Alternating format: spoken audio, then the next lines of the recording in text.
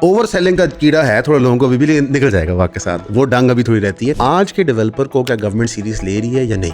Obviously आप लोग भी इसी इंडस्ट्री में हैं, आपके व्यूअर्स भी देख रहे होंगे, शायद उस तरह की सपोर्ट नहीं मिल रही। अगर आप एवरेज एक यूनिट की कंस्ट्रक्शन कॉस्ट देख लें तो 3.5 करोड़, क्योंकि इसमें कनाल के घर भी हैं, इसमें 2 एवरेज आउट इतना हो जाता है। तो अगर आप उसके ऊपर अगर आप 2 करोड़ को मल्टीप्लाई कर लें, कितना बड़ा रेवेन्यू गवर्नमेंट जनरेट कर सकती है इस इंडस्ट्री से। इस तरह आप कह रहे हैं कि 2026 में क्या आपको लगता है कि मार्केट इतना नंबर एब्जॉर्ब कर लेगी? हम बात कर रहे हैं क्लीन कट प्रोजेक्ट्स की। 100% कर सकते हैं, बिकॉज लोगों के पास इस वक्त ऑप्शंस ही नहीं है अच्छी डेवलप। थोड़ी सी फ्लेक्सिबिलिटी डिपार्टमेंट्स और सरकार दिखाए, तो उसमें कौन सा ज्यादा फ्रस्ट्रेटिंग है, पॉलिटिशियन या ब्यूरोक्रेट? No comments.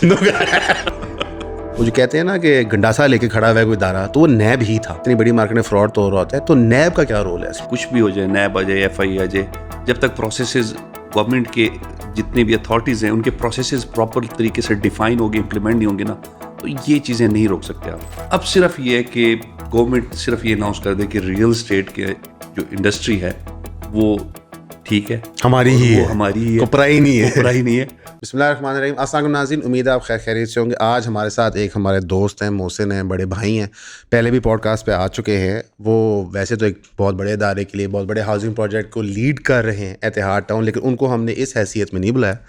उनको हमने इस हैसियत में बुलाया क्योंकि बात ये है कि 3 साल प्रॉपर्टी के बड़े मुश्किल गए और हमें ताने बाने पड़ना शुरू हो गए क्रिप्टो वालों से और स्टॉक वालों से, और पता नहीं कौन कौन सा बंदा निकल के मैं बातें सुना था। आज हमने बड़े भाई अपने शेख शुजा को बुलाया।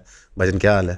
बेहतरीन। भाईजान, हम चाहते हैं कि आप दुनिया को बताएं कि प्रॉपर्टी मारने की पाकिस्तान में हमारा मुस्तकबिल है, क्योंकि मेरे ख्याल 2022 से लेके 25 की क्लोजिंग तक अब 26 स्टार्ट हो गया, बड़ा टफ टाइम गया है। ऐसा ही है। 26 में भाईजान क्या होगा?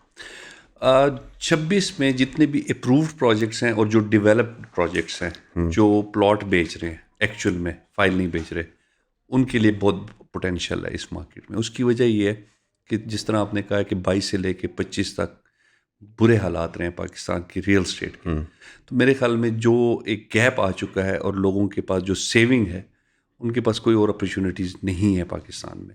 सो उसमें सबसे बेस्ट अपॉर्चुनिटी मैंने पिछले अगर 20 साल से देखें, लोगों ने हमेशा एक ही इंडस्ट्री को प्रेफर किया और वो रियल स्टेट। सो 26 में मुझे लगता है कि अप्रूव्ड प्रोजेक्ट्स और जो डेवलप्ड प्रोजेक्ट्स होंगे उनके लिए बहुत बिजनेस है। शुजा भाई, एक तासुर दिया जाता है मार्केट में और फिर इसको मुख्तलिफ लोग भी पुश करते हैं कि जो गवर्नमेंट है उसकी शायद मोहब्बत जो है रियल एस्टेट से ख़त्म हो चुकी है। ठीक है। और जब हम बजट को भी स्टडी कर रहे होते हैं तो उसमें भी हमें उस तरह वो मोहब्बत नजर है जिससे पहले हमें आती रही, चाहे वो नून की, PTI की, PB किसी भी गवर्नमेंट हो, लेकिन ओवरऑल एज ए स्टेट लगता है कि हमारा प्रोग्रेटिव चेंज कर गया। मेरे ख्याल में 2025 की अगर आप बजट देखें तो उसमें हमने कुछ चीज़ें देखी हैं जो कि रियल स्टेट फ्रेंडली थी, जिसमें FED जो कि बहुत बड़ा एक मेरे ख्याल में प्रॉब्लम था रियल स्टेट के अंदर, और कुछ जिस तरह 236 के और 236 C के ऊपर जिस तरह टैक्स इन्होंने एडजस्ट किया। फिर FED स्ट्रेट आप देखें 3% का जो एक बहुत बड़ी हिट लग रही थी हर बायर को कमर्शियल की हर ट्रांजैक्शन के ऊपर, वो ख़त्म हुई। मैं ये कहूँगा कि 2025 में जो करना चाहिए था वो नहीं किया। ठीक है। करना ये चाहिए था कि जिस तरह बाकी इंडस्ट्री के अंदर इन्होंने कॉन्फ्रेंसेस की, उनको प्रमोट किया, वो शायद एलिमेंट एक मिसिंग है, जो कि 2026 में हम एक्सपेक्ट करें कि वो हो जाए, कि रियल स्टेट को भी गवर्नमेंट ओन कर ले। ओन कैसे करना है? बिकॉज देखें जितने मार्जिन्स रियल स्टेट के अंदर हैं उसमें शायद जो टैक्स वाला एक एलिमेंट था वो कहीं ना कहीं एडजस्ट हो गया है। वहाँ पे मुझे लगता है कि जो रिलीफ बहुत ज़्यादा मिलनी चाहिए थी बट मिल गई है। फिर भी FED ख़त्म कर दिया, 236K को रिलैक्स कर दिया बायर के लिए। अब सिर्फ ये है कि गवर्नमेंट सिर्फ ये अनाउंस कर दे कि रियल स्टेट के जो इंडस्ट्री है वो ठीक है, हमारी ही वो है, हमारी ही है, कोपरा ही नहीं है, कोपरा ही नहीं है। हाँ। और उसमें जो घरों का जिस तरह हर जगह पे हम सुनते हैं कि 10 मिलियन प्लस के करीब शॉर्टफॉल है, हम लाहौर को सिर्फ देख लें तो 2 मिलियन का शॉर्टफॉल है। और अगर मैं एक अभी मैं आते हुए एक छोटी सी कैलकुलेशन कर रहा था कि अगर आप एवरेज एक यूनिट की कंस्ट्रक्शन कॉस्ट देख लें तो 3.5 करोड़, क्योंकि इसमें कनाल के घर भी हैं, इसमें 2 एवरेज आउट इतना हो जाता है। तो अगर आप उसके ऊपर अगर आप 2 करोड़ को मल्टीप्लाई कर लें तो उस पर टैक्स देख लें, उस पर मटीरियल देख लें, उनके टैक्सेस देख लें, कितना बड़ा रेवेन्यू गवर्नमेंट जनरेट कर सकती है इस इंडस्ट्री से। शायद वो इंडस्ट्री जो आपको अभी लगाने में 10 साल लगते हैं कोई भी आप बड़ी इंडस्ट्री लगाएं, ये बनी बनाई आपकी इंडस्ट्री है, इस पर सिर्फ आपने एक रिफॉर्म देना है। और उसमें सिर्फ आपने अभी जिस तरह इन्होंने कहा है कि जी हम फिक्स टैक्स के ऊपर जा रहे हैं, अगर कोई पहली दफ़ा घर बना रहा है, इसको थोड़ा सा प्रमोट कर लें, इसके साथ प्राइवेट डेवलपर्स को कहीं ना कहीं लिंक कर दें, तो आप देखें इस इंडस्ट्री में कितना पैसा आ सकता है और उस पर कितना टैक्स कलेक्शन हो सकती है और उस पर कितनी इंडस्ट्री बाकी चल सकती है। तो आप सिंपल सा ये कर लें कि 3 करोड़ को आप सिर्फ लाहौर की मैं बात कर रहा हूँ कि 20 लाख घरों के साथ मल्टीप्लाई कर लें, ट्रिलियंस ऑफ रुपीज़। ये जो आप कैलकुलेशन दे रहे हो ना, ये कैलकुलेशन मैं भी जो प्रॉपर्टी करता था हमने तब भी सुनी थी, लेकिन जो हमारे लीडरान या बड़े लोग प्रॉपर्टी की इंडस्ट्री में या लीडर्स इन मार्केट थे, लेट्स से, जब वो ये बात करते थे रियासत इतना सीरियस नहीं लेती थी। आज के डेवलपर को क्या गवर्नमेंट सीरियस ले रही है या नहीं? देखें, अगर तो मैं कहूँ कि जी बहुत ज़्यादा सीरियस ले रही है तो वो तो शायद मुझे, ऑब्वियसली आप लोग भी इसी इंडस्ट्री में हैं, आपके व्यूअर्स भी देख रहे होंगे, शायद उस तरह की सपोर्ट नहीं मिल रही। ठीक है, बट एक जगह पे मुझे थोड़ा सा रिलीफ नज़र आ रहा है, जिस तरह मैंने आपको टैक्स केस में कहा, फिर बैंक्स के जिस तरह इंटरेस्ट रेट ड्रॉप हुए, वो शायद हम खुद ही उसको इनकैश कर रहे हैं अपने जोर पे, अपने जोर पे। एग्जैक्टली। जॉर्ज ऑरवेल के नॉवल 1984 और क्रिश्चियन बेल की साइफाई एक्शन मूवी इक्विलिब्रियम के दरमियान क्या कॉमन है? इमीडिएटली देखते हैं तो लगता है कुछ भी नहीं, लेकिन जब गहराई में जाते हैं तो पता लगता है कि ये दोनों थीमेटिकली एक चीज के बारे में, वो है डिस्टोपियन गवर्नमेंट, जिसको बिग ब्रदर भी कहते हैं, जो बिग ब्रदर जो हमेशा देख रहा होता है आपको। बिग ब्रदर का चर्चा तो बहुत है आजकल पाकिस्तान के अंदर, लेकिन इस तरह के कॉम्प्लिकेटेड थीम्स को समझने के लिए हमने द क्लब बनाया है, जो कि पहले तो सिर्फ एक बुक क्लब हुआ करता था पिछले 1-1.5 साल के लिए, लेकिन अब हमने उसको एक यूनिवर्सल क्लब बना दिया है, इसके अंदर किताबें, popular films, documentaries, articles, published papers, इन सारों का मजमुआ बना के हम thematically month to month complex ideas को एक ग्रुप सेटिंग के अंदर एक कम्युनिटी के साथ समझने की कोशिश करते हैं। तो अगर आप ज्वाइन करना चाहते हैं, eonpodcast.com पे जाएं और अपनी मेंबरशिप परचेज करें, ताकि हम जुमे के जुमे आपसे मुलाकात कर सकें। सी यू देयर इंशाल्लाह। अच्छा, मुझे ये बताएं कि एक चीज़ जो नून लीग की गवर्नमेंट से सिनोनिमस है, बल्कि जो नून लीग गवर्नमेंट को लोग पसंद करते हैं, बार बार बात करते हैं, वो इंफ्रास्ट्रक्चर डेवलपमेंट है। एक पहले ये होता था कि जो डेवलपर आता था वो कहता था जी लाहौर, इस्लामाबाद, कराची, पेशावर मैंने कैप्चर करने जी, लेकिन एतिहाद मुख्तलिफ जगह पे जा रहा है। ये थोड़ा एतिहाद सेंटर्ड क्वेश्चन इसलिए बन रहा है कि और भी बहुत सारे डेवलपर ये चीज़ कर रहे हैं। स्मॉल सिटीज़ या जो स्मॉल सिटी तस्वर की जाती हैं, वहाँ का बिजनेस क्या है और बिग सिटी का बिजनेस क्या है? मैं चाहता हूँ आप ऑडियंस को पहली दफ़ा इसका डिफरेंस समझाएं। देखिए, बड़े शहर में ऑब्वियसली एक जो सबसे बड़ा प्रॉब्लम है कि हमारी डेवलपमेंट जो है वो बड़े मेट्रो सिटीज़ में ही मैक्सिमम गवर्नमेंट कर रही होती है। ठीक है, अब उसमें जो भी उनके अपने ऑब्वियसली प्रॉब्लम्स होते होंगे, उससे क्या होता है कि जो नॉन मेट्रो सिटीज़ हैं या छोटे शहर हैं, उनसे लोग माइग्रेट करके आते हैं बड़े शहरों में स्टडीज़ के लिए, हेल्थ के लिए, बाकी फैसिलिटीज़ को एंजॉय करने के लिए। तो वहाँ पे एक तो आपका पर एनम जो ऑब्वियसली जो आपकी ग्रोथ बढ़ रही है और पॉपुलेशन इंक्रीज़ हो रही है, उसके अलावा जो ये वाला एक एक्स्ट्रा प्रेशर है जो कि छोटे शहरों से लोग माइग्रेट होके आते हैं, वो भी यहाँ पे सेटल होते हैं और फिर उनको यहाँ पे घर भी चाहिए होता है, सारी सर्विसेज चाहिए होती है। तो यहाँ पे तो बिजनेस का स्केल बहुत बड़ा है, बट यहाँ पे कंपटीशन बहुत ज़्यादा है। छोटे शहरों में ये स्टैंडर्ड्स हैं ही नहीं। अब मैं आपको एक छोटी सी एग्जांपल देता हूँ। हम सियालकोट में लॉन्च करने गए, हमें विद इन 45 डेज हमारा पूरा प्रोजेक्ट पैक हो गया, सोल्ड आउट। ये गालबन साल पहले की बात है। कल 1 साल पूरा हुआ है। कल 1 साल पूरा है, ओके। अच्छा, वहाँ पे क्या प्रॉब्लम था? वहाँ पे बड़े डेवलपर्स शायद कुछ पहले भी गए थे, बट वो कमिटमेंट्स पूरी नहीं की उन्होंने। ठीक है। सो छोटे शहरों में बेसिकली वो कमिटमेंट्स जो डेवलपमेंट की होती है कि जी हम टाइम से पहले डिलीवर कर देंगे या टाइम पे ही डिलीवर कर देंगे, वो मिसिंग लिंक है वहाँ पे। सो जब आप छोटे शहर में जाते हैं तो आपको रिस्पॉन्स बहुत अच्छा मिलता है। जब आपकी एक क्रेडिबिलिटी चली आ रही है, जब आपका एक लेगेसी चली आ रही है और आप छोटे शहर में जाते हैं, तो वहाँ पे लोगों को वो स्टैंडर्ड चाहिए, क्योंकि वो लाहौर आते हैं, इस्लामाबाद आते हैं, वो बड़े अच्छी प्राइवेट सोसाइटीज़ का जब विजिट करते हैं तो वो भी सोचते हैं कि यार इस तरह की सोसाइटी ख्वाहिश तो होती है। और देखें एवरेज रेट देखें, यहाँ पे मैक्सिमम 15 लाख रुपए मरला होता है, वहाँ पे भी आपको 13, 14, 15, 20 लाख मरला भी मिलता है वहाँ पे। हाँ। सो वहाँ पे कैपेसिटी है लोगों की, बाइंग कैपेसिटी है, टिकट साइज वो एब्जॉर्ब कर रहे होते हैं, बट वो ऑप्शन ही नहीं होती।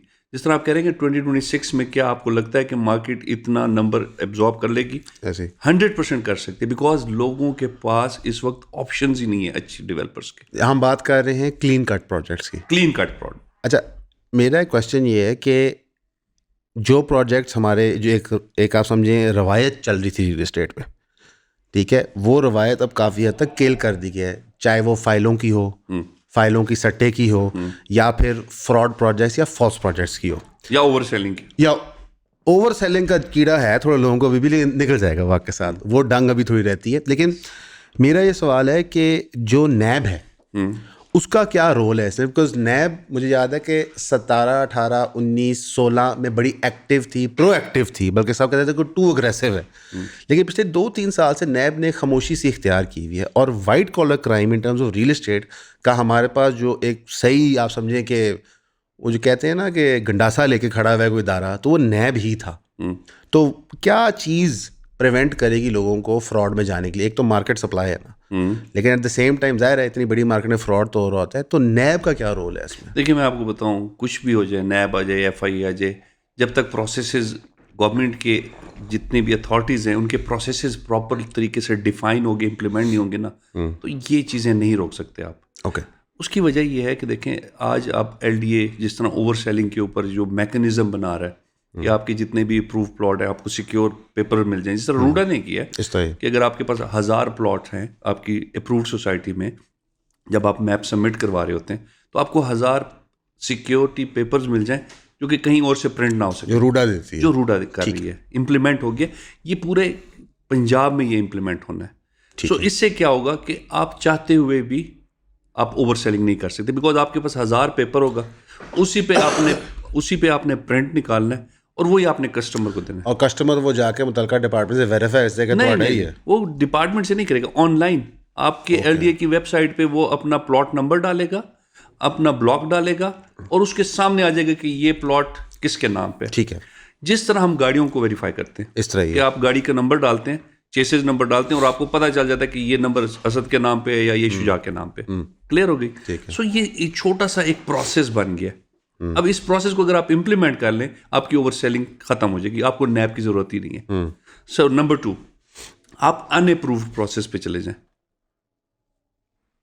जब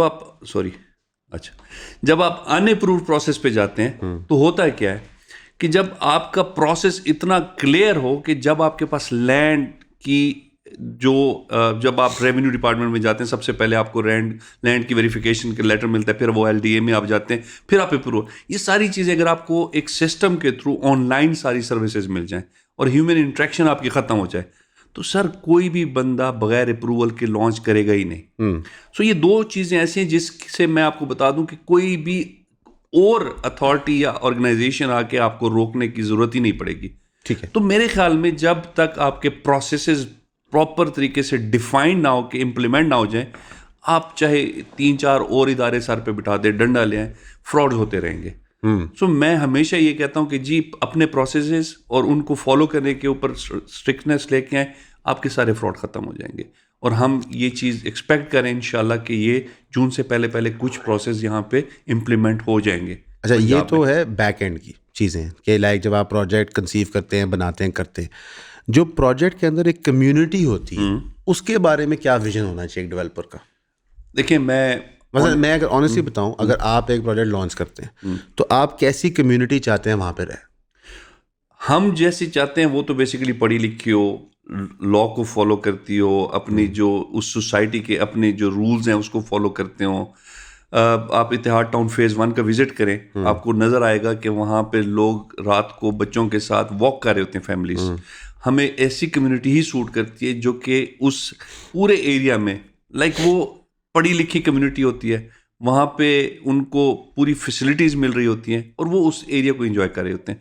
अब इसमें आप डिफाइन नहीं कर सकते कि मुझे किस तरह के लोग चाहिए। ठीक है। मैंने अपने जो रूल्स हैं वो वहाँ पे इम्प्लीमेंट किए और वो फॉलो कर रहे हैं। यानी सिविक सेंस आप वहाँ इन्फोर्स करते हैं?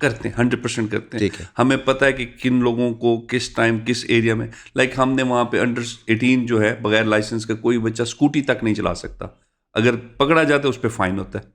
वो आपका प्रोजेक्ट करता है? हमारा प्रोजेक्ट करता है, बिकॉज हमारी सिक्योरिटी हमारी है, 2 लेयर सिक्योरिटी है। फिर वहाँ पे हमें ये भी पता होता है कि लाइट्स अगर ग्राउंड के इतने बजे तक ऑन है तो वहाँ पे लोग खेलते हैं, इंजॉय करते हैं, उसके बाद ऑफ। तो ये वो चीज़ें हैं जो कि हम अपनी सोसाइटी, जो डेवलप्ड सोसाइटीज है, उसके अंदर इम्प्लीमेंट कर चुके हैं। मैंने ये सवाल क्यों पूछा मैं बताता हूँ। बहुत सारे प्रोजेक्ट्स मैंने देखे हैं जो 30 साल, 20 साल, 10 साल, 15 साल ऑपरेट करते हैं। तो शुरू वो कम्युनिटी बिल्डिंग में यहाँ से करते हैं, but with the passage of time उनका इंटरेस्ट लूज हो जाता है। अब इसकी क्या गारंटी या श्योरिटी है कि लेट्स से एतिहाद टाउन या आपका प्रोजेक्ट न्यूअर है तो पूरा इंटरेस्ट है 20 साल बाद या 30 साल बाद प्रॉब्लम्स ना आए? 5 साल हो गए हम इतिहाद टाउन 1 को ऑपरेट कर रहे हैं। दूसरा ये है कि इसमें भी LDA का एक लॉ है, 50% जब आपकी वहाँ पे कम्युनिटी आबाद हो जाएगी तो एक कमेटी बन जाती है और वो खुद ही रेवेन्यू जनरेट करती है मेंटेनेंस के लिए। ठीक है। सो देखें, आपने पार्क्स दे दिए, आपने इंफ्रास्ट्रक्चर दे दिया, आपने वहाँ पे पूरी सहूलियात दे दी, अब उसकी मेंटेनेंस और वो जो उसको ऑपरेट करने के लिए जो फंड्स चाहिए होंगे वो खुद ही जनरेट हो रहे होते हैं, बिकॉज आपकी मेंटेनेंस चार्जेस होते हैं ठीक है। हर घर के ऊपर, और वो इतने होते हैं कि वो बड़े आराम से आप मैनेज कर सकते हैं। ठीक है। सो बेसिकली फिर उसमें एक कमेटी उन्होंने एक डिज़ाइन किया कि जी उसमें से डेवलपर के 2 लोग होने चाहिए, एक LDA का बंदा होगा, उसमें जो वहाँ पे रेजिडेंट है उनके 3 लोग होंगे। तो एक कमेटी बन जाएगी और वो कलेक्शन भी खुद करेगी और वो डिस्पेंसेशन भी खुद करेगी। उसकी रिस्पॉन्सिबिलिटी पे आ जाएगी। तो ठीक है। एंड ऑफ द डे वो क्या होगा कि वो जो लोग रह रहे हैं तो ऑब्वियसली वो चाहते होंगे, वो चाहेंगे कि उनकी सोसाइटी के मतलब जो जिस तरह की है वो मज़ीद बेहतर हो। तो अभी तक तो अल्हम्दुलिल्लाह हम लोग खुद ही मैनेज कर रहे हैं पिछले 5 साल से, और इंशाल्लाह इसको इसी तरह हम लेके चलेंगे, बिकॉज ये शॉर्ट टर्म हमारा भी ऑब्जेक्टिव नहीं, हमने इस बिज़नेस के अंदर लॉन्ग टर्म चलना है। और हम जिस तरीके से आगे पेनिट्रेट कर रहे हैं तो ये चीज़ें तो हमने डे फर्स्ट पे अपने बिजनेस प्लान में भी इनकॉर्पोरेट की हुई है कि ये चीज़ हमें अगले 20 साल तक भी लेके चलना पड़ेगा। आई मीन एक और चीज़ भी है कि आप पब्लिकली ये बात डिक्लेयर कर रहे हो पॉडकास्ट में, तो कल को कोई भी आपको अकाउंटेबल होल्ड जाए कि यार आपने ये बात की हुई है। बिकॉज पिछले ज़मानों में क्या मसला होता था, ये मुझे खुद फेस हुआ है कि प्रोजेक्ट बिलबोर्ड पे वन टाइम इश्तिहार दिखा के या अखबार में वन टाइम, वो ज़माना था कि जब अखबार वाले पूछते नहीं थे इश्तिहार लगाने से पहले, बताते कुछ क्लासिफाइड, हाँ कुछ और होता था। पर आज चूँकि चीज़ थोड़ी उसकी लाइफ टाइम बहुत लंबी होती है किसी भी वीडियो रिकॉर्डिंग की, तो आप कल को किसी भी प्रोजेक्ट की KM को अकाउंटेबल होल्ड कर सकते हैं। टोकनाइजेशन मार्केट में एक टर्म है, हर कोई लिया फिर है, बल्कि आप और मैं एक जानते हैं एक खातून को, वो भी टोकनाइजेशन का बात अक्सर करती रहती है मुख्तलिफ प्रोजेक्ट्स के हवाले से। एतिहाद टाउन टोकनाइजेशन को किस तरह देखता है? देखिए, अभी तो वर्टिकल के अंदर सारी चीज़ें चल रही हैं। टोकनाइजेशन का जो कॉन्सेप्ट है वो वर्टिकल में चल रहा है, और वर्टिकल के अंदर मैक्सिमम क्या है कि आपके अपार्टमेंट या कमर्शियल के अंदर देखें फ्यूचर में क्या होगा, और हमारी जो रियल स्टेट के अंदर खासकर प्लॉट्स के अंदर उसका क्या इम्पैक्ट आएगा वो अभी तक हमने स्टडी नहीं किया, to be very honest. But मुझे लगता है कि अभी भी 5 साल लग जाएंगे इस पूरी इंडस्ट्री को टोकनाइजेशन पे लाने में, बिकॉज आपको टेक्नोलॉजी चाहिए, आपको उसके बाद वहाँ पे लोगों को उसका कॉन्सेप्ट समझाना, ब्लॉकचेन अवेयरनेस चाहिए, बहुत कुछ है अभी। सो अभी it's too early to comment on this subject. और मैं ऑनेस्टली बताऊं कि हमने 1-2 दफ़ा इस पर ट्राई किया है, और हमारा सिस्टम ही उस चीज़ को शायद कहीं ना कहीं बेसिकली एक्सेप्ट नहीं करता, इंटरनली भी और एक्सटर्नली भी। ठीक है। सो देखें, प्लॉट के ऊपर कोई भी बंदा कंफर्टेबल नहीं है कि उसके साथ 5 लोग और हों उसी प्लॉट के अंदर, और वो फिर एक एक मरला करके उसकी वैल्यू इंक्रीज हो और वो बेचें। तो यहाँ पे थोड़ा सा वो कॉन्सेप्ट जो है ना, अभी मेरे ख्याल में इस पर टाइम लगेगा और इस पर बहुत काम होने वाला है। हाई राइज में मैंने ये देखा है कि कुछ मार्केटिंग कंपनीज जो हैं वो इस पर काम कर रही हैं, और शायद कुछ ऐसी भी टेक्नोलॉजीज हैं जो कि इसके अंदर इन्वॉल्व हो गई हैं। सो ये टाइम के साथ साथ चीज़ें जैसे इवॉल्व होंगी तो मेरे ख्याल में ये आसान हो जाएगा आपके और हमारे एंड यूज़र को समझना कि वो एक कैटेगरी जो कि अफोर्ड नहीं करती उस प्रोडक्ट की प्राइस को, तो वो क्या करेगी, शेयरिंग बेस पे वो प्रोडक्ट खरीद लेगी, और उसका प्रॉफिट जो है वो सारे शेयर होल्डर्स इंजॉय करेंगे, और जो डेवलपर होगा वो फंड्स इंजॉय कर रहा होगा इनिशियल स्टेज। ज़ाहिर है वो एक कैपिटल उसके पास आता है, उसका रोटेट कर रहा होता है। ये बैक एंड हो गया, कम्युनिटी बिल्डिंग हुई कि व्हाट यू एक्सपेक्ट कि किस तरह कम्युनिटी वहाँ बने, एक सिविक सेंस का आइडिया, उसके पर्टिकुलर LDA के बायलॉज भी हो गए। जो आपका मेन मैं समझता हूँ एसेट है और मैं तो ये कहता हूँ, एसेट बाई को माने ना माने, जो रियल एस्टेट एजेंट काम करता है उसकी आर्केटाइप क्या होती है? बिकॉज बहुत सारे लोग हमारे, जब हम मुख्तलिफ तनकीद करते हैं कि इकॉनमी नहीं ठीक, ये नहीं ठीक, लोग कहते हैं हम क्या करें। तो लोग रियल एस्टेट का भी सवाल पूछते हैं। एतिहाद टाउन या आप बजाते खुद, इवन जब आप पहले ज़मीन.com में थे और भी काम कर रहे थे, एक archetype of real estate agent क्या होना चाहिए, और क्या वो पिछले 10-15 साल में चेंज किया है कि नहीं? बहुत किया है। पिछले 3 साल में जितनी इम्प्रूवमेंट आई है, सबसे पहले एक सबसे बड़ा प्रॉब्लम जो है कि हमारे यहाँ पे रियल एस्टेट एजेंट रजिस्टर्ड ही नहीं है कहीं पे। आज किसी भी किराने दुकान वाले को अगर आप कहें ना, तो वो साथ में काम तो कर रहा है, साथ में प्रॉपर्टी भी बेच रहा है। स्टेट एजेंट लिखा होता है। स्टेट एजेंट भी लिखा, तो छोटे शहरों में तो बहुत ज़्यादा कॉमन है कि गली के नुक्कड़ पे जो किराने वाला है वो रेंट पे भी दे रहा है, उसको ये भी पता है कि इस मोहल्ले में कौन सा घर फॉर सेल है, और वो मार्केटिंग भी उसके मुताबिक कर रहा है। ये जब तक प्रॉपर तरीके से रजिस्टर्ड नहीं होंगे, और ये भी एक रेगुलेटर के थ्रू प्रॉपर तरीके से इसको आप रजिस्टर नहीं करेंगे, एक ऐसा बड़ा प्रॉब्लम बनता जा रहा है कि देखें आपका पॉइंट ऑफ कांटेक्ट कौन है एंड यूज़र का? रियल एस्टेट एजेंट ही। पहला लाइन ऑफ डिफेंस या अटैक वही है। वही कन्विंस करता है, या वो लीगल हो या इलीगल सोसाइटी पे उसको लेके जाता है। अगर उसके इंटरेस्ट की चीज़ होगी तो वो इलीगल को भी किसी न किसी तरीके से मार्केटिंग टैक्टिक्स यूज़ करके उसको कन्विंस करके उसकी इन्वेस्टमेंट कर देगा। एंड पे जब उसकी डिलीवरी का टाइम आएगा तो वो सारा कुछ कहेगा कि ये डेवलपर का मसला है, और ये फैक्ट है ये वाली चीज़। तो जब तक ये चीज़ सिस्टम में नहीं आती कि मैंने किस प्रोजेक्ट के अंदर सेल करनी है, बड़ा आसान तरीका है। आप जितने भी ओवरऑल इंडस्ट्री में देखें, अगर आप एक दफ़ा एक विंडो खोल दें और कहें कि जो लोग लीगलाइज अपने आप को करना चाह रहे हो, रजिस्टर करना चाहते हो, तो सारे सेल रियल एस्टेट एजेंट अपने नाम और एड्रेसेस और नंबर रजिस्टर कर लें। उसके बाद इवन आप डेवलपर की रिस्पॉन्सिबिलिटी लगा सकते हैं कि आपके साथ कौन कौन रियल एस्टेट एजेंट काम करे, उसको आप रजिस्टर्ड कर लें, उसकी एक लिस्ट बन जाए। जैसे जो सच्ची सी और के में किया है कि डेवलपर ने इकट्ठा करना है, वो करके दे करते वो डेटा बड़ा आराम से कलेक्ट कर सकते हैं। अच्छा, अब वो डेटा जब आपके पास एक बन गया पूरे पाकिस्तान का, उसमें से कोई भी फ्रॉड किसी भी एंड यूजर से होगा तो उसमें पता होगा कि किसने किया, और उसकी स्कोरिंग कर दें, पॉइंट सिस्टम बना लें। फिर उसमें ये भी हो सकता है कि जब आपने रजिस्टर्ड कर लिया है और जब भी वो ट्रांजैक्शन करेगा उस पोर्टल के थ्रू, उस पर इंसेंटिव जब उसको मिलेगा, उस पर टैक्स भी इंप्लीमेंट कर सकते हैं। अच्छा, उसका इंसेंटिव भी गारंटी हो जाएगा। गारंटी वो जो पहले होता था क्लाइंट ने कमीशन दी, वो भी फायदा होता है। अच्छा, होता है क्या है कि जब आपका जो एजेंट होता है, जब वो कोई चीज़ बेच देता है, तो जब वो कमीशन का टाइम आता है तो वो 10 करोड़ रुपए तो एंड यूजर दे देता है, बट उसके कमीशन के टाइम पे वो नहीं चाहिए, तो 1% नहीं, 0.5 कर ले, 0.25 कर ले। नहीं, हमारी जान अटकी होती थी कि पता नहीं ये चेक देगा भी कि नहीं देगा। तो ये फैक्ट है। और जब वो सिस्टम आ जाएगा, जिस तरह आप देखें दुबई में देखें, हाँ है 2% टैक्स आपका कमीशन है ना, तो बाय ऑल मीन्स आपने देना ही। वो तो ट्रांजैक्शन के वक्त कट रहा होता है। सो वो सिस्टम अगर हो जाए तो एक तो आपका टैक्स सिक्योर हो जाता है, आप बड़े आराम से टैक्स कलेक्शन कर सकते हैं। जो आपका एजेंट है उसके कमीशन के ऊपर जो टैक्स अप्लाई हो सकता है वो भी हो सकता है, और रेवेन्यू को, और कल को कोई फ्रॉड्स होते हैं या कल को कोई ऐसी चीज़ होती है जिससे आप ट्रेस करना चाहें कि इस प्रॉपर्टी में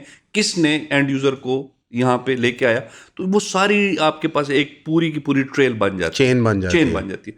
तो मेरे ख्याल में इसको अगर थोड़ा सा वाइजली देखा जाए तो ये अगर रजिस्टर हो जाए तो 90% इलीगल चीज़ें बंद हो जाएंगी। ये फैक्ट है। अब शुजा भाई, एक तासुर होता है, और ये जब हम प्रॉपर्टी का काम करते थे, जब हम छोटे डीलर थे, फिर मिड साइज़ बने, फिर थोड़ा लाना में 2 रुपये ज़्यादा दे दिए, थोड़े बड़े डीलर बन गए, तो छोटे डीलर होते हुए हमारा एक दुख दर्द होता था कि जो डेवलपर है वो सिर्फ बड़ी पार्टियों को, जो एक्चुअली डीलर नहीं है, जिनके पास 20-30 करोड़ रुपए है, उनको लेवल 1 डीलर बना देती है, इन्वेस्टर। लेकिन उनको बना वो लेवल 1 डीलर देती है और हमें उनके मातहत कर देती है। तो हम जो काम करने वाले लोग थे, हम तो फंस जाते हैं। तो एतिहाद की क्या अप्रोच है डीलर नेटवर्क? देखिए, हमारा तो ओपन डोर पॉलिसी है। कल भी हमने 2 डीलर्स ऐड किए हैं अपने पूरे इस सिस्टम के अंदर, अपने पूरे नेटवर्क में। हमारे लिए ना हर डीलर एक कैटेगरी का है जो काम कर रहा है, और हमारे लिए हर डीलर की वही वैल्यू है जो कि बड़े डीलर या मिड साइज या हमेशा होता क्या है, होता ये कि जब आप किसी को डील दे रहे होते हैं उस वक्त आपको एक सर्टेन अमाउंट चाहिए होती है उस डील के अगेंस्ट। कुछ लोग अफोर्ड कर सकते हैं, कुछ लोग वो अफोर्ड नहीं कर पाते। सही बात। सो जो लोग अफोर्ड करते हैं तो ऑब्वियसली वो उस इन्वेस्टमेंट के अगेंस्ट उनका रिटर्न क्लेम करते हैं कि, और फिर वो अपनी मार्केट को भी फीड कर रहे होते हैं। तो obviously with investment and without investment जो इंसेंटिव है वो सेम नहीं हो सकता। जाहिर बात। तो वो इसी मेरे ख्याल में आप भी उसी चेन को फॉलो करें कि जी जिसने पैसा लगा दिया ऑब्वियसली उसको इंसेंटिव ज़्यादा होता है। फिर वो जो मार्केट को अपने सेल्स पार्टनर या उनकी जो छोटे डीलर्स कहते हैं या मिड साइज डीलर्स कहते हैं उनको वो खुद ही फीड कर रहे होते हैं अपनी इन्वेस्टमेंट पे जो उसने प्रोडक्ट उठाई होती उसी में से हिस्सा दे रहे होते उसी में हिस्सा दे रहा होता है। तो वो ऑब्वियसली उसमें एक डिफरेंस होता है। ओके। और ये चीज़ ऑब्वियसली हर जगह पे आपको नज़र आएगी।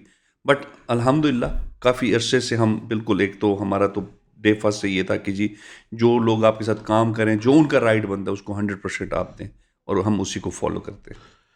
मीडिया के अंदर ज़ाहिर है क्योंकि हमारा ट्रांजिशन थोड़ा फ़नी था कि हम रियल एस्टेट एजेंट्स थे, हमने प्रॉपर्टी में काम के रिटायर किए, तो फिर हमने पॉडकास्ट बनाई, ठीक है।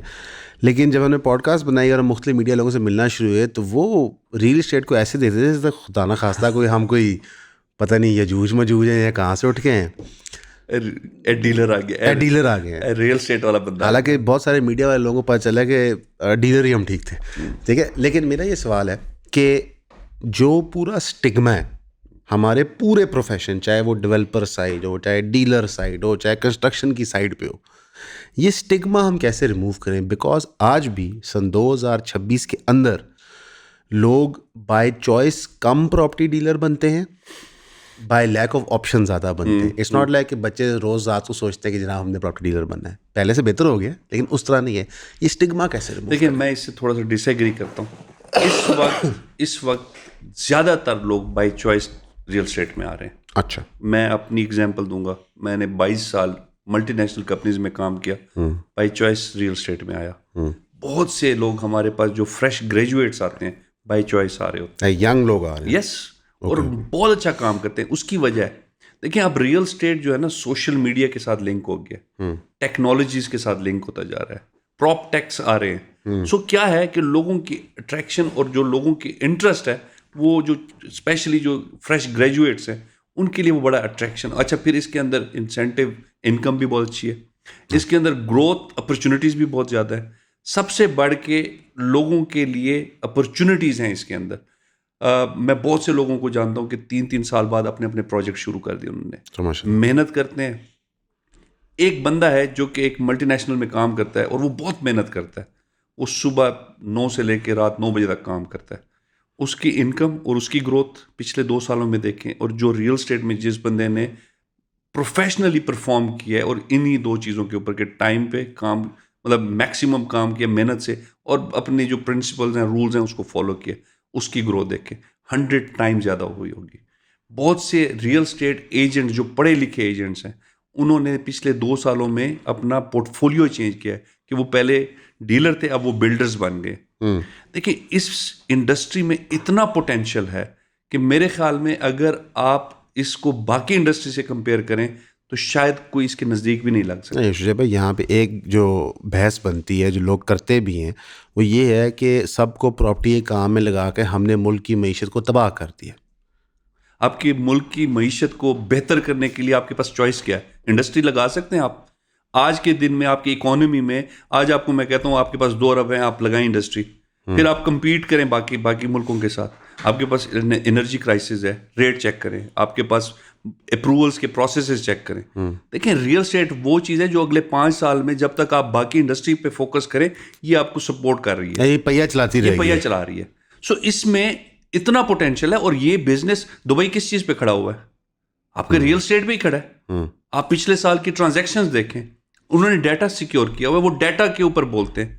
और आज पिछले 3 साल से हर बंदा कहते हैं बबल बर्स्ट कर जाएगा, फारिग हो जाएगा, दुबई की प्राइसेस डाउन हो जाएंगी। आज तक तो नहीं हुई, बिकॉज वो रियल एस्टेट में मजीद जिद्दत लेके आ रहे हैं, यूज़र फ्रेंडली करते जा रहे हैं, उनके वहाँ पे प्रोसेसेस स्ट्रांग हैं, लोग उन पर ट्रस्ट कर सकते। आप यहाँ पे जो 2 सालों में, पिछले 2 सालों में हमने देखा है जितनी चीज़ें बेहतरी होती जा रही है, लोग रियल एस्टेट में वापस आ रहे हैं। बहुत से बाहर के पैसे लास्ट ईयर के मुकाबले में 2024 के मुकाबले 2025 की ट्रांजैक्शन देखें, आपको ऑलमोस्ट डबल नजर आएंगी। यानी कि फिस्कल ईयर 24 और से डबल होगी 25 में। यस, आपका वो जो बाहर के लोगों का एक था कि जी बिकॉज वो डॉलर स्टेबल हुआ है, जब आपका यहाँ पे टैक्स और आपका जो इंटरेस्ट रेट है वो रिड्यूस हुआ है, ऑटोमेटिकली लोगों ने शिफ्ट लिया है दोबारा से। लोकल मनी भी हुआ है और इंटरनेशनल मनी भी है। उसमें उन लोगों के लिए बहुत बड़ा अपॉर्चुनिटी है जो लोग बाहर बैठे हैं और उन्हें वापस आना है। उन लोगों ने यहाँ पे अपने प्लॉट्स लिए हैं, यहाँ पे लोगों ने घर लिए हैं, यहाँ पे रेंटल इनकम जनरेट होना शुरू हुई है उनकी। तो मैं ये एक चीज़ बड़ी क्लियर कट आपके पॉडकास्ट में बता रहा हूँ कि देखें, आज आपके पास अपॉर्चुनिटी है रियल स्टेट को मजीद बेहतर करने की, और आज आपके पास ये लो हैंगिंग फ्रूट है कि आपने जितना ज़्यादा इसको इनकैश करा सकते हैं करा लें। बहुत ही नज़दीक 3 घंटे के सफ़र पे ना एक बहुत बड़ा जिन बैठा हुआ है जो कि आपकी सारी इकोनॉमी खा जाएगा अगर इस जगह पे रियल स्टेट को आप फोकस नहीं करेंगे। वो खा रहा है, देखें खा रहा है या नहीं खा रहा, बट ये चीज़ फैक्ट है कि लोगों को अट्रैक्ट करता है। नहीं मैं आपसे इत्तेफाक करता हूँ, वो सिर्फ 3 घंटे दूर नहीं है। टर्की की जो वीज़ा इमिग्रेशन पॉलिसी है रियल एस्टेट से लिंक्ड है, मलेशिया की लिंक्ड है, यूएई गोल्डन दे रहा है और लोग पैसा लेके जा रहे हैं, और सिर्फ पाकिस्तान नहीं दुनिया भर से लेके जा रहे हैं। अब ये चेक करें, अब क्या पाकिस्तान की नेशनैलिटी के ऊपर आप दे दें तो क्या मौत पड़ेगी हमें? कुछ भी नहीं होता। प्रॉब्लम ये है कि हमारी रियल स्टेट को इंडस्ट्री का दर्जा नहीं मिला आज तक। लोग इसको रियल स्टेट को बस वो कहते हैं बस आप नाजायज़ औलाद हैं, नजायज औलाद हैं। और दूसरा ये है, जब मुश्किल टाइम आएगा तो एमनेस्टी आ जाएगी, वहां से आप इकोनॉमी को दोबारा से रिवाइव करेंगे। हम तब कमाऊ बच्चा हो जाते हैं। वो वही है ना कि आपने वो जैक्स लगाते हैं ना बैटरी के साथ और स्टार्ट कर देते हैं, स्टार्ट हो जाता है, फिर उसके बाद वो जैक्स भी फेंक देते। तो मेरे ख्याल में तो इसमें बहुत पोटेंशियल है। आज भी अगर हम इसको एज ए इंडस्ट्री ट्रीट करें और एक रेवेन्यू टारगेट बना लें, मैं आपको हकीकत बता रहा हूँ कि आपकी सारी इंडस्ट्री से अगले 5 साल तक ये सबसे ज्यादा रेवेन्यू दे सकते हैं। टैक्स कलेक्शन इसकी बेहतर हो, सबसे इजी भी होगा, सबसे लो हैंगिंग फ्रूट है। चीटिंग का चांस बहुत कम होता है, हर चीज आपको खुद पता आप है, मैप कर सकते हैं। सिर्फ और सिर्फ प्रोसेसेस, सिर्फ और सिर्फ वो कहते हैं ना कि आपको, मैं वसूख से कह रहा हूँ कि 4 डेवलपरों को मैं ज़ाती तौर पे जानता हूँ, नाम किसी का नहीं लेते, जो ये वीडियो देखें ना आप तब खाएंगे ये की कह रहे हैं। उसकी वजह ये है कि जो मैंने रियल एस्टेट एक्सपीरियंस किया था, ज़ाहिर है मैंने आगे प्रोजेक्ट में काम नहीं किया, जो मैंने रियल एस्टेट एक्सपीरियंस किया था उसमें डेवलपर हमें तरगीब देता था कि कैसे आपने सिस्टम को चीट करना है। वो ये सबक पढ़ाता था कि आपने अब ये करना है, अब यूँ करना है, अब यूँ करना है। ये तो आप उल्टी गंगा बहा रहे हैं उसके दिमाग में, ठीक है कि नहीं, आप इसको रेगुलेट भी करें, डीलर को भी रेगुलेट करें, आप मैकेनिज्म भी सारा ऑटोमेट करें ताकि हर चीज़ मैप हो सके। तो ये तो अच्छा है, लेकिन यहाँ पे मैं एक चीज़ ऐड करना चाहूँगा, वो CSR की है। हमें कोई माने या ना माने, लेकिन मुझे ज़ाती तौर पे लगता है कि जो हाउसिंग का क्राइसिस है लोअर मिडिल और उससे नीचे के तबके का, वो भी प्राइवेट सेक्टर ही सॉल्व करेगा। ऐसे ही 100%। अगर एक CSR का एलिमेंट रियासत साथ डाल दे कि जनाब फॉर लेट से एवरी 100 एकड़ ये परसेंटेज ऑफ चीप होम्स आपने बना के देने, और उसके एवज गवर्नमेंट डेवलपर को कोई रिलीफ दे दे, तो मेरा ख्याल है कि विद इन 48-72 घंटे आपको पता चलेगा जी 2 लाख साइटें शुरू हो गई हैं, 3 लाख साइटें शुरू हो गई हैं। ऐसे ही है। देखिए मैं आपको ऑनेस्टली बताऊं, एक तो खैर ये है कि आपको मिनिमम एक क्राइटेरिया है कि इतने आपको 5 मरले से या उससे नीचे प्लॉट्स देने पड़ते हैं, सो वो उस कैटेगरी को कैटर करने, इससे अलग बड़े आराम से हो सकते हैं। देखें आप सिर्फ कुछ चीज़ों के ऊपर कंप्रोमाइज़ कर लें। लाइक मैं कहता हूँ कि आपने एक परसेंटेज दिया कि आपने वो जिस तरह पब्लिक बिल्डिंग है, हाँ, या जिस तरह आप या पार्क्स की जगह पार्क्स हैं या ग्रेव यार्ड है, उसकी परसेंटेज सर्टन काम करके और उनको कहें कि जो यहाँ पे घर बना के 3 मरले के और इस कम्युनिटी को सर्व करेगा, हम उसको ये रिलीफ देंगे।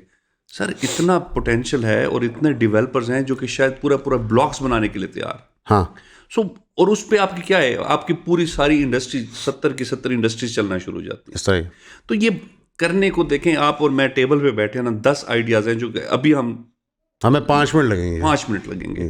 सो करने की नीयत होनी चाहिए, और नीयत तब होगी जब इस इंडस्ट्री पे थोड़ा शफकत का हाथ फिरेगा। ज़्यादा फ्रस्ट्रेटिंग ब्यूरोक्रेसी से डील करना होता है, या आप ज़्यादा फ्रस्ट्रेटिंग होता है कि आइडिया एक पॉलिटिशियन को प्रेजेंट करना, क्योंकि आपके दोनों से ही, चाहे ओवरऑल हाउसिंग की बात करने आप चल जाएं किसी डिपार्टमेंट में या LDA के अंदर हो, तो कौन सी चीज़ ज़्यादा फ्रस्ट्रेटिंग होती है? नहीं, फ्रस्ट्रेटिंग नहीं होती जब आपके अपना होमवर्क कंप्लीट हो और आप अपनी चीज़ों को सीधा लेके चलें। नहीं, वो तो है ना कि आप लॉज फॉलो कर रहे हैं, बुक फॉलो कर रहे हैं, लेकिन मैं कह रहा हूँ कि जब आप चाहते हैं कि गवर्नमेंट या ब्यूरोक्रेसी जो है वो को out of the box thinking करे। देखिए एक तो होता है ना कि ये कानूनी लकीर के फकीर, लेकिन इन रियलिटी रियल एस्टेट इतने प्रॉब्लम सॉल्व कर सकती है सिर्फ अगर थोड़ी सी फ्लेक्सिबिलिटी डिपार्टमेंट्स और सरकार दिखाए। तो उसमें कौन सा ज़्यादा फ्रस्ट्रेटिंग है, पॉलिटिशियन या ब्यूरोक्रेट? No comments. ठीक है।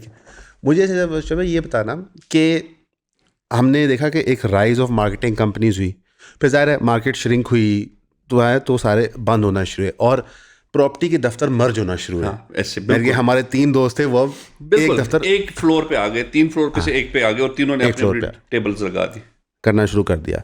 उससे एक चीज़ भी रियलाइज हुई लोगों को, और ये मेरा ज़ाती एक्सपीरियंस था कि पहले स्टेट एजेंट्स इतना ब्लैक मनी सर्कुलेशन से फैले हुए थे बिला वजह, एक्चुअल उनको ज़रूरत नहीं थी।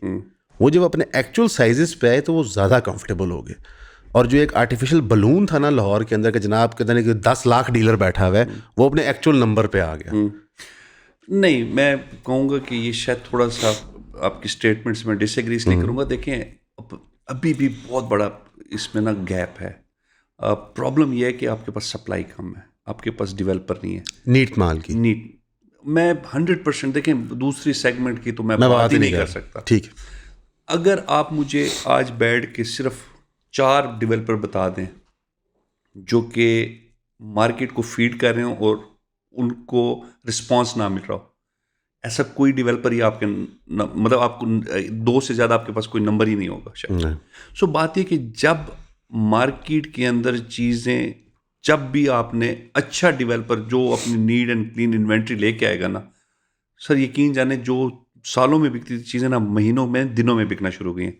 और आप सिर्फ 5-6 डेवलपर इस तरह के काम शुरू कर दें, ये सारे जितने भी आप कह रहे हैं ना कि श्रिंक हो गए, ये दोबारा से फूलना शुरू हो जाएंगे अगर 5 लोग सप्लाई प्रॉपर देना शुरू कर दें। देखिए, इस वक्त भी शायद मार्केट, बहुत बड़ी मार्केट जो है ना, मैं किसी डेवलपर का नाम नहीं लेता, बट वो फारिग बैठे हुए हैं, तकरीबन 5 से 7 हज़ार डीलर ज़्यादा है इससे, ज़्यादा है इससे। आप मुझे और आपको पता है ज़्यादा है इससे, बल्कि शायद ये एक रोड भी ऐसे हो। अब आप मुझे ये बताएं कि उस इंडस्ट्री में अगर कोई ऑथेंटिक और रिलायबल डेवलपर सिर्फ 10,000 प्लॉट दे दे तो वो बेचना कितना मुश्किल है। कुछ भी नहीं बस। तो ये बेसिकली वो प्रॉब्लम वो नहीं है, प्रॉब्लम है कि यहाँ से सप्लाई कम आ रही है, और सप्लाई कम आने की वजह से लोगों का जो, अब ये भी नहीं हो सकता कि एक डेवलपर पूरी इंडस्ट्री को फीड करना शुरू कर दे।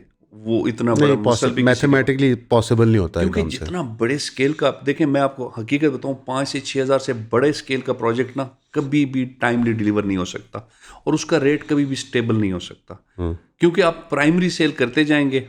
आपने क्योंकि बड़े स्केल का प्रोजेक्ट बनाया, फर्ज करें 30,000 कनाल या 50,000, तो ज़्यादा निकालते जाना है, तो आपको हर महीने एक डील देनी पड़ेगी, और पिछली जो डील है वो उतनी ही रुलती जाएगी। जाहिर बात है, ठीक है ना।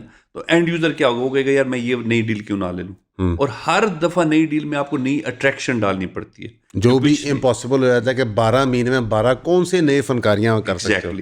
तो अगर फर्ज करें ओवरऑल मैं इस पूरी बात को सम अप करूं कि जितने छोटे स्केल के 5-6 हज़ार कनाल के जो प्रोजेक्ट्स होंगे ना, वो टाइम से पहले डिलीवर भी होंगे, उनकी क्वालिटी, वहाँ पे लिविंग क्वालिटी भी बहुत अच्छी होगी, वहाँ की सिक्योरिटी का सिस्टम भी बहुत अच्छा होगा, और वहाँ पे लोग गेन भी करेंगे। इन्वेस्टर जो आपके बहुत अच्छे अच्छे इन्वेस्टर भी होते हैं जो कि बल्क में ले लेते हैं और बाद में बेच के उससे प्रॉफिट निकालते, तो वो भी इंजॉय करते हैं। सो 5-5, 10-10 हज़ार के अगर कुछ प्रोजेक्ट्स निकल आए लाहौर में, तो ये जितने श्रिंक करके डीलर बैठे ना, वो बड़े फिर से वो उसी दोबारा वापस आ सकते, हो जब स्केल में आ जाएंगे, सिर्फ आप प्रोजेक्ट देना शुरू करें। आई थिंक ये बड़ी अच्छी बात है, और कई दफ़ा किसी ने किया कि यार बेसिकली नीड सप्लाई का इशू है। आप नीड सप्लाई बढ़ाएं, काम मौजूद है, अगर क्लाइंट मार्केट में घूम रहा है घर बनाने के लिए, एंड यूज़र के लिए, तो बिजनेस तो साथ चल रहा है, वो तो खतरे। अच्छा, वो मज़े की बात है, वो चाहे हाई एंड प्रॉपर्टी का घर बन रहा हो, हाई एंड अपार्टमेंट बिक रहा हो, या मिड टीयर इकोनॉमिक ब्रैकेट का हो, अगर नीट है, वो चीज़ बाय लॉ है, तो वो जा रही है। और वो चीज़ अगर बाय लॉ भी है और उसकी कोई हिस्ट्री भी है उस डेवलपर की या बिल्डर की, वो तो मेरे ख्याल से प्रीमियम हो जाता है फिर। अगर बंदे की अगर हिस्ट्री है, डिलीवरेबल्स हैं 5-6 साल के ऊपर, तो वो फिर ऑटोमेटिक उसके मुताबिक जाता है। आपने अभी ना पिछले कुछ दिनों में देखा होगा कि बहुत से, जो पहले एक ट्रेंड था वो ख़त्म होता जा रहा है। एक नया डेवलपर आता था, एक सोसाइटी काटता था, पैसे लेता था और भाग जाता था। नहीं, वो नहीं हो रहा। अब आप ये देखें कि नया डेवलपर बहुत कम आना शुरू हो गए और उनको रिस्पॉन्स भी नहीं मिलता, सिर्फ इस वजह से कि इतनी 2 नंबरी हो चुकी है पिछले 10-12 सालों में कि अब लोगों के पास, वो कहते हैं ना, स्टेमिना ही नहीं है दोबारा से किसी को ट्राई करने के लिए। वो कहते हैं यार जो पहले से डिलीवर कर चुका है और जिनकी डिलीवरी जो है पहले लोगों ने जिसको इंडोर्स किया हुआ है, लोग उसी के ऊपर ही आप ट्रस्ट करते हैं। नहीं, आज नया डेवलपर बनने के लिए ना तो आपको ज़मीन के पैसे चाहिए, अप्रूवल्स के पैसे चाहिए, बल्कि आपको शायद पहला ब्लॉक डिलीवर करके बेचना होगा। ऐसा ही है, ये पोजीशन बन बिल्कुल चुकी ऐसे है, यानी कि पूरी मैं इंडस्ट्री आपको खड़ी करो फिर। ऑनेस्टली बताऊं, हम तो खैर इस इंडस्ट्री के अंदर पिछले 8 सालों में हमने 9 से 10 प्रोजेक्ट लॉन्च कर चुके हैं। माशाल्लाह। अब ये हालत आ गई है कि हमने परफॉर्मेंस मजीद बेहतर करने के लिए इतिहाद टाउन फेज 3 का कमर्शियल लॉन्च कर रहे हैं, अभी जो पिछले दिनों किया है। हमने अभी लॉन्च नहीं किया और उसकी डेवलपमेंट हमने 2 महीने पहले से स्टार्ट कर दी। ठीक है। सो क्या हुआ कि जब हमने लॉन्च किया था तो लोग उसी रोड के ऊपर आके अपने कमर्शियल देख रहे थे, यानी कि ये मेरा प्लॉट है। ये मेरा प्लॉट है ठीक है, या ये मैं प्लॉट लूंगा। समझ गया। सो ये अब रिक्वायरमेंट हो गई है ये अच्छी बात है, और ये अच्छी बात है। क्लाइंट के लिए तो बहुत अच्छी बात है। बल्कि डेवलपर को अब लग रहा है कि शायद वाकई मैं शुगर की इंडस्ट्री चला रहा हूँ, या मेरी मिल के पहले सारी रॉ मटेरियल सप्लाई करो, प्रोडक्ट बना भेजो, और ये इंडस्ट्री की मैच्योरिटी के लिए भी अच्छा है, और ये रियल एस्टेट एजेंट के लिए भी अच्छा है। बहुत अच्छा है, उसको कोई झूठ नहीं बोलना। नहीं उसको झूठ नहीं है। मैं इतिहाद का आपको बताऊं, मैं अपने तमाम सेल्स पार्टनर से पूछता हूं कि क्या आप इतिहाद बेचते हुए जो आपका सेल्स पिच टाइम है और कोई और प्रोडक्ट बेचते हुए जो सेल्स पिच टाइम है उसमें कितना फ़र्क है। वो कहते हैं 80% हमारी सेल्स पिच कम होती है एज़ कम्पेयर टू किसी और डेवलपर के बेचते हुए, बिकॉज हमें डेवलपर की कोई तारीफ करने की ज़रूरत नहीं पड़ती, बिकॉज जो एंड यूज़र है उसको पहले से पता होता है कि इनके किन किन प्रोजेक्ट्स ने कहाँ कहाँ पे इन्होंने परफॉर्म किया। ठीक है। सो बेसिकली वो जो आपका जो लेगेसी है ना, अब एंड यूज़र भी देख के आता है, और फिर वो जब उनको बताते हैं ना कि यार ये प्लॉट नहीं, ये फाइल नहीं है, ये प्लॉट है, और ये दिखाते हैं कि ये मैप पे प्लॉट नहीं है, ऑन ग्राउंड प्लॉट है, तो फिर आपको सेल्स पिच नहीं देनी पड़ती है। फिर आपको बताना पड़ता है कि भाई ये पेमेंट प्लान है, ये आपकी डीपी है, और कल आप जमा कराएं अपने डॉक्यूमेंट्स। ठीक है। तो ये एक चीज़ जो मार्केट में अब चेंज हुई है पिछले 6 महीनों में, कि अब लोग शायद मैप को भी नहीं मानते। वो कहते हैं मौके पे डेवलपमेंट के साथ दिखाएं, और डेवलपमेंट भी वो कि आपकी कॉन्टिन्यूसली चलती रहे। डू यू थिंक, ये टफ सवाल, लेकिन मैं ऐसे भागने नहीं देना, डू यू थिंक एक्चुअली जो सबसे बड़ा मार्केट शेयर होल्डर था DHA, शायद उसकी पॉलिसी भी ये फिनोमेनन चेंज कर दे? मैं भाग जाऊंगा इससे। नहीं, मुझे ऐसे ज़ाती तौर पर लगता है कि जो पहले एक प्राइवेट और DHA का डिफरेंस था, DHA बीट करता था रिलायबिलिटी के अंदर, पर पहले एक अच्छी हाउसिंग प्रोजेक्ट आने से ये होता है कि DHA ने अपनी क्वालिटी ऑफ डेवलपमेंट बेहतर की थी, अंडरग्राउंड वायरिंग आ गई। ऐसे ही सेकेंड स्टेप में मुझे एक्चुअली लगता है कि DHA अब in the next 5 to 6 years physically delivered को प्रेफर करना शुरू कर देगा। अगर ये हो जाए तो मेरे ख्याल में DHA के साथ compete करना इम्पॉसिबल हो जाएगा। impossible होगा। देखें 90% यहाँ की जो फिर लोग कहते हैं हम एंटी एस्टैब्लिशमेंट है। ये लोग कहते हैं, मुझे नहीं पता। 90% आज भी लाहौर की जो क्रीम है या जो पर टीयर क्लास है वो DHA में रहती है, because infrastructure, because security, because आपको फैसिलिटीज। अब एक वो कैटेगरी है जो कि अभी भी वेट कर रही है अपने प्रोडक्ट्स की। हाँ, अगर वो बेहतर हो जाए तो शायद DHA से compete करना इम्पॉसिबल होगा। नहीं, मैं उस सेंस में समझता हूँ कि फिर प्राइवेट सेक्टर रिस्पॉन्ड करेगा नई ईजाद करके। ऑब्वियसली, और ये हमने देखा है कि जब किसी भी सेक्टर में किसी किस्म की कोई डेवलपमेंट इंप्रूवमेंट, जिस तरह अंडरग्राउंड वायरिंग बार सेट हो गया, हाँ, ठीक है, ये हो गया, बिल्कुल पार्क का बार सेट हो गया, रोड के साइज का बार सेट हो गया, जो इसमें इंप्रूवमेंट लाएगा एंड यूज़र का ही फ़ायदा करेगा। ऑब्वियसली प्रॉफिटेबिलिटी भी चेंज कर जाती है, लेकिन आवाम का ही इसमें फ़ायदा होगा। या मैं एक चीज़ बताऊं, मैंने एक चीज़ देखी है, आप क्वालिटी अच्छी दें और डेवलपमेंट पे मज़ीद पैसा लगाएं, एंड यूज़र एक्स्ट्रा पे करने के लिए तैयार है। हाँ, हमने बहुत सी जगहों पे देखा है कि वो जब डेवो चली थी ना, तो लोग कहते हैं अच्छा ये तो 1000 रुपए की टिकट है नियाजी की और ये डेवो तो 2000 लेती है, कौन जाएगी? भाईजान आपको एडवांस बुकिंग करानी पड़ती थी। हर 45 मिनट बाद एक डेवो की बस लाहौर से इस्लामाबाद, इस्लामाबाद से लाहौर जाती है। एग्जैक्टली, इतना वॉल्यूम है, इतना वॉल्यूम है, बिकॉज सर्विसेज। हाँ, सो अगर आप अपनी क्वालिटी, आप अपनी इंफ्रास्ट्रक्चर, आप अपने लोगों की फैसिलिटीज़ के लिए एक्स्ट्रा स्पेंड करें और वही पैसा आप एंड यूजर से वापस लें, बिकॉज ऑब्वियसली आपने तो अपना प्रॉफिट मार्जिन जो फिक्स रखा हुआ है वो लेना ही लेना है। लोग 2-4 लाख रुपए एक्स्ट्रा पे करने के लिए तैयार हो जाते हैं। इस तरह ही। और ये हमारी पत्नी बड़ी पुरानी, यहाँ पे जो पुराने जो डेवलपर्स थे कि जी छोटी रोड्स कर लें, ये कर लें, वो कर लें, इस तरह पैसे बचा लें, एंड पे क्या होता है, उनका प्रोडक्ट बिकता ही नहीं है, बिकॉज आपने एक स्टैंडर्ड, जिस तरह आपने कहा कि अंडरग्राउंड, अब हम रहीम यार खान में भी अंडरग्राउंड इलेक्ट्रिसिटी हम दे रहे हैं, हमारी डबल टीयर वहाँ पे भी लाइक डबल लेयर। अच्छा, उससे पूरे रहीम यार खान का फ़ायदा होगा।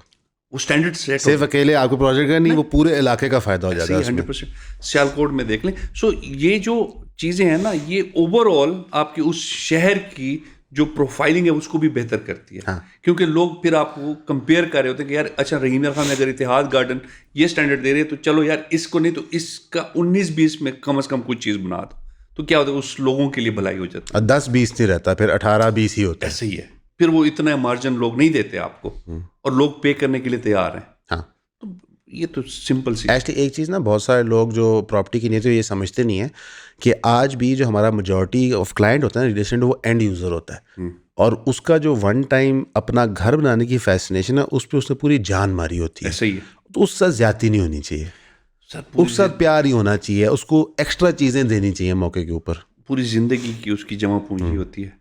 जब वो कहीं पे ट्रस्ट करके वो किसी डेवलपर के ऊपर ट्रस्ट करके वो वहाँ पे लगाता है, और अगर उसको वो उसकी अमानत वापस नहीं लुटाई जाती जो कि वो सोच के लगाता है कि यार मुझे ये फैसिलिटीज में, उसके साथ भी तो ज्यादती है ना, बहुत ज्यादती है। और मैंने ये देखा है कि जितनी 2 नंबरियाँ बढ़ती जा रही हैं, अल्हम्दुलिल्लाह जो अथेंटिक डेवलपर्स हैं लाइक इतिहाद टाउन, उतना अच्छा आपको रिस्पांस मिलना शुरू, क्योंकि लोगों ने ना यकीन जाने, मैं अक्सर पहले भी 1-2 इंडस्ट्रीज में जब रहा हूँ तो ये कहता था कि जब 2 नंबरी बढ़ती है ना, 1 नंबर का काम तेज हो जाता है, उसको फायदा होता है, उसको फायदा हो जाता है, वो और खूबसूरत लगना शुरू हो जाता है, हीरा बन के ऊपर। तो लोगों को ना यहाँ पे बड़ी छोटी सी लोग यहाँ पे ना कुछ नहीं मांगते, वो कहते हैं यार हमने जो पैसे लगाए उसके अगेंस्ट हमें अपनी अमानत वापस लौटा दे। हाँ, अब लोग पैसे लेके अगर अमानत वापस नहीं लौटाएंगे तो मतलब इससे ज्यादा, इससे बड़ी ज्यादती और क्या हो सकती है कि मैं आपको कहूँ कि भाईजान ये कप का 100 रुपये है और मैं 100 रुपये ले लूँ और कहूँ कि कप तो नहीं मिल सकता आपको।